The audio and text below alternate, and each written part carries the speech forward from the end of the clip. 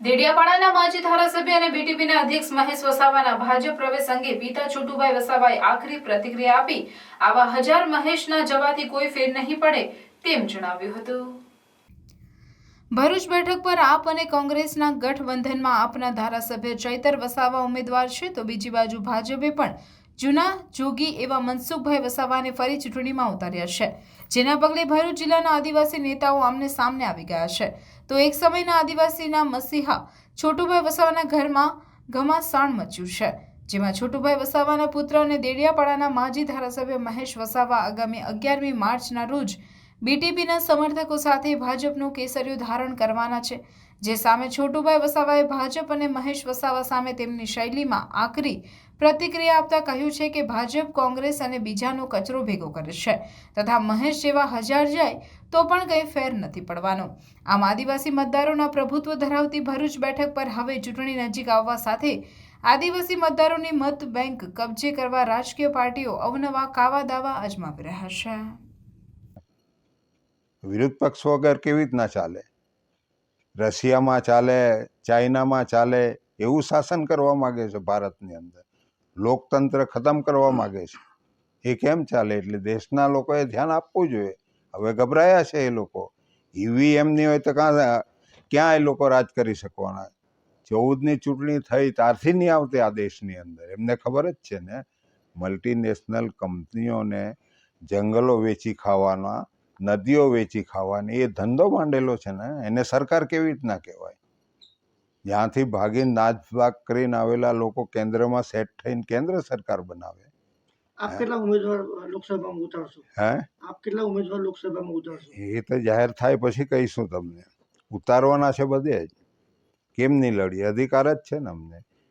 અમારું હનન થતું હોય, અમારી જમીનો, જંગલો, અમારા હક અધિકાર લૂંટાતા હોય, નદીઓ લૂંટાતી હોય એના રાજની અંદર, તો એને ચેલેન્જ તો અમે કરવાના જ છે ને। આખો દેશ લડશે, હું થોડો લડવાનો છું? મારું તો કામ છે બધાને ગાઈડ કરવાનું। કઈ પાર્ટીમાંથી છોટુભાઈ વસાવા ભરૂચ લોકસભા? હું પોતે સિમ્બલ છું, એટલે સિમ્બોલની કંઈ જરૂર છે નથી, બરોબર? હા, સમય આવવા દો નહીં તમે। મારી તૈયારી જે મળદા વર્ષોથી ચૂંટાય છે એને બહાર કાઢવાની। એ સાંસદ છે, ધારાસભ્યો છે, મળદા જ છે, આ સમાજ માટે કાં બોલે છે?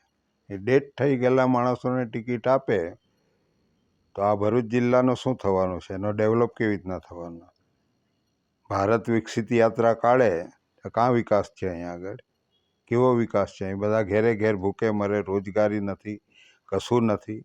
શરમ લાગવી જોઈએ ને આ લોકોને। અમિત શાહ છે, નરેન્દ્ર મોદી છે, CR પાટીલ છે, સરકાર ચલાવે છે તો લોકોનો પ્રશ્ન હલ કરવા જોઈએ કે નહીં? શા માટે નથી કરતા? મારે દૂ બનાવવાની વાત કર્યા કરે। આખા દેશમાં એમની સાથે કોઈ નથી, એટલા માટે બધા ભાજપ કોંગ્રેસનો કચરો, બીજા કચરા લાવીને ભેગા કરવા માંડ્યા છે। એમની સાથે માણસ હોય ને એમનું પેલું હોય તો શા માટે બધાને ભેગા કરવાના કચરાને? આખા ગુજરાતમાં, દેશમાં આવી પ્રવૃત્તિ ચાલે છે, ખામેથી લઈ લો એટલે સરમુખત્યારશાહી આગળ ચાલે, કોઈ વિરુદ્ધમાં રહે નહીં। ખોટું કરવું છે આ દેશનું, એટલા માટે આ ધંધો કરે છે ને। વિરોધ પક્ષ વગર કેવી રીતના ચાલે? રશિયામાં ચાલે, ચાઇનામાં ચાલે એવું શાસન કરવા માગે છે ભારતની અંદર, લોકતંત્ર ખતમ કરવા માગે છે। એ કેમ ચાલે? એટલે દેશના લોકોએ ધ્યાન આપવું જોઈએ। હવે ગભરાયા છે એ લોકો। ઈવીએમ ની હોય તો ક્યાં એ લોકો રાજ કરી શકવાના? 14ની ચૂંટણી થઈ ત્યારથી નહીં આવતી આ દેશની અંદર, એમને ખબર જ છે ને। મલ્ટીનેશનલ કંપનીઓને જંગલો વેચી ખાવાના, નદીઓ વેચી ખાવાની એ ધંધો માંડેલો છે ને, એને સરકાર કેવી રીતના કહેવાય? જ્યાંથી ભાગીને નાચભાગ કરીને આવેલા લોકો કેન્દ્રમાં સેટ થઈને કેન્દ્ર સરકાર બનાવે। આપ કેટલા ઉમેદવાર લોકસભામાં ઉતારશો? હે, આપ કેટલા ઉમેદવાર લોકસભામાં ઉતારશો? એ તો જાહેર થાય પછી કહીશું તમને। ઉતારવાના છે બધે જ, કેમ નહીં લડીએ? અધિકાર જ છે ને અમને। અમારું હનન થતું હોય, અમારી જમીનો, જંગલો, અમારા હક અધિકાર લૂંટાતા હોય, નદીઓ લૂંટાતી હોય એના રાજની અંદર, તો એને ચેલેન્જ તો અમે કરવાના જ છે ને। આખો દેશ લડશે, હું થોડો લડવાનો છું? મારું તો કામ છે બધાને ગાઈડ કરવાનું।